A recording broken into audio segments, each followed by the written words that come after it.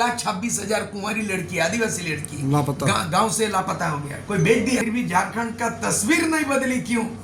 अब झारखंड में दूसरा बिहार समाहित हो गया है।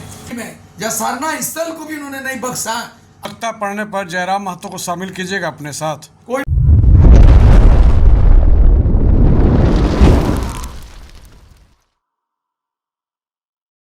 राज नहीं बना है। बिरसा मुंडा का सपना था अबुआ दिसुम, अबुआ राज, अबुआ राज।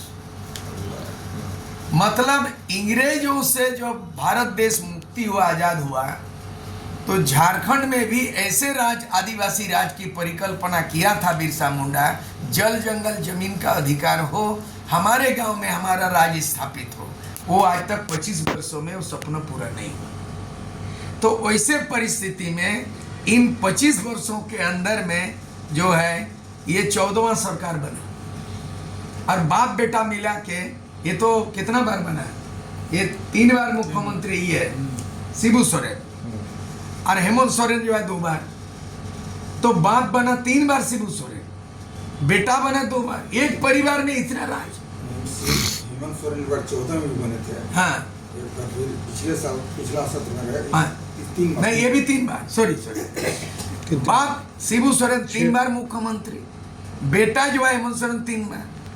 तो 3 6 बार एक परिवार के बाप बेटा, फिर भी झारखंड का तस्वीर नहीं बदली। क्यों?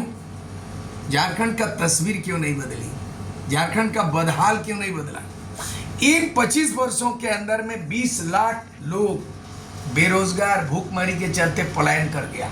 और तो और अभी नया सर्वे में पता चला कि गांव से 1,26,000 कुंवारी आदिवासी लड़की गायब हो गया।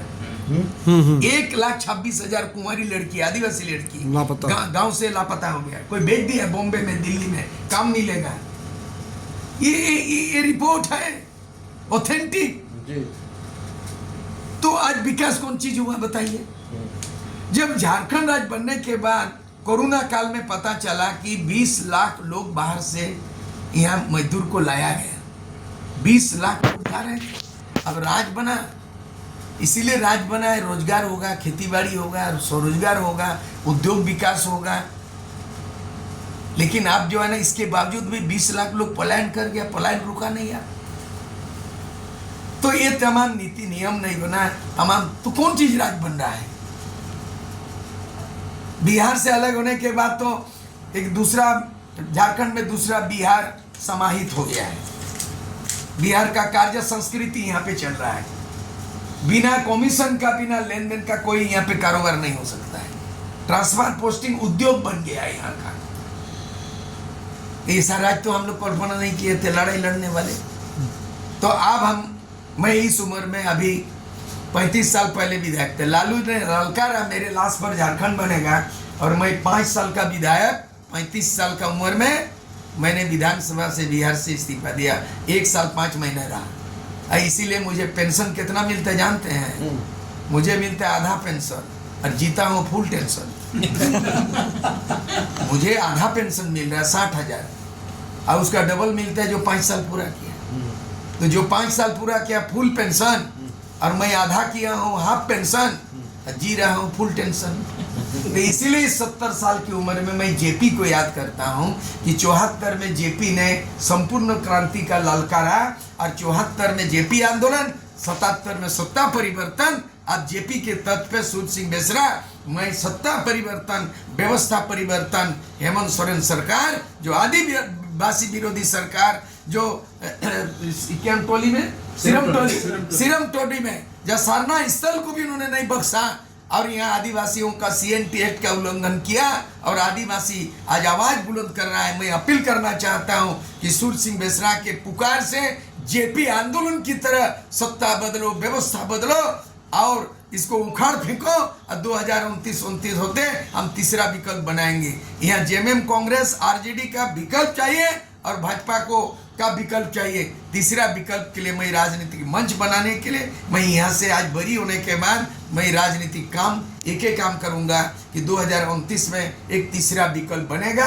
और जिस तरह होनहार ये तमाम नौजवान पढ़े लिखे लोग हैं, एजुकेटेड एंड डेडिकेटेड समझदार लोगों का हम जो है वैकल्पिक व्यवस्था तैयार करेंगे जाकर। कोई पार्टी आवश्यकता पड़ने पर जयराम महतो को शामिल कीजिएगा अपने साथ। कोई परहेज नहीं है, किसी को पाबंद नहीं है, लेकिन मुद्दे आधारित होगा, नेता आधारित यहाँ गोलबंद नहीं होगा, मुद्दे आधारित होगा। उनको अगर हमारे मुद्दे पे सहमति है कि वेलकम है।